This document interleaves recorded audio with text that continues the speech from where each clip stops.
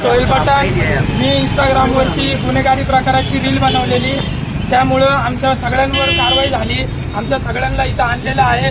तर माझी अशी विनंती आहे की कोणीही नाशिक जिल्ह्यात संपूर्ण भारतात गुन्हेगारी प्रकाराची रील बनवू नका, नाहीतर सर्वांवर कारवाई होईल।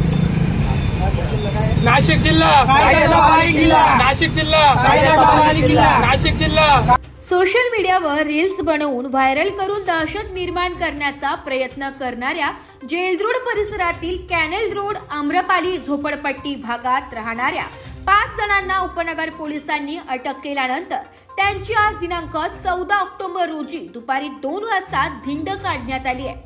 यावेळी आरोपींनी नाशिक जिल्हा कायद्याचा बालेकिल्ला अशा घोषणा दिल्या।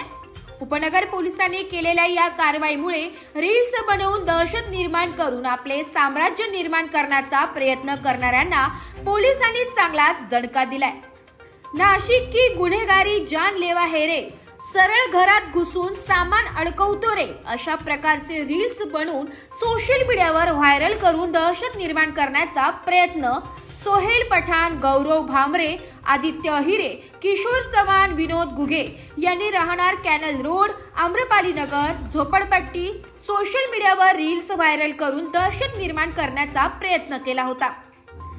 या सर्वांना सहाय्यक पोलीस आयुक्त डॉक्टर सचिन बारी, उपनगर पोलीस ठाण्याचे वरिष्ठ पोलीस निरीक्षक जयंत शिरसाट, उपनिरीक्षक प्रभाकर सोनवणे यांनी कारवाई करून त्यांना अटक केली आहे व त्यांच्यावर गुन्हा दाखल केलाय।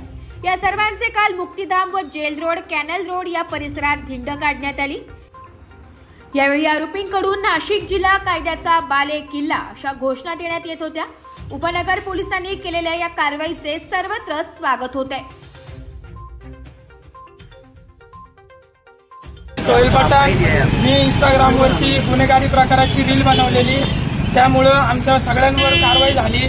आमच्या सगळ्यांना इथं आणलेलं आहे। तर माझी अशी विनंती आहे की कोणीही नाशिक जिल्ह्यात संपूर्ण भारतात गुन्हेगारी प्रकाराची रील बनवू नका, नाहीतर सर्वांवर कारवाई होईल। नाशिक जिल्हा, नाशिक जिल्हा, नाशिक जिल्हा, नाशिक जिल्हा, नाशिक जिल्हा, नाशिक जिल्हा। आज याच्या पुढून आमच्याकडनं अशी गुन्हेगारी प्रकारची रील कधी टाकल्या जाणार नाही, अशी चूक आमच्याकडे कधी होणार नाही।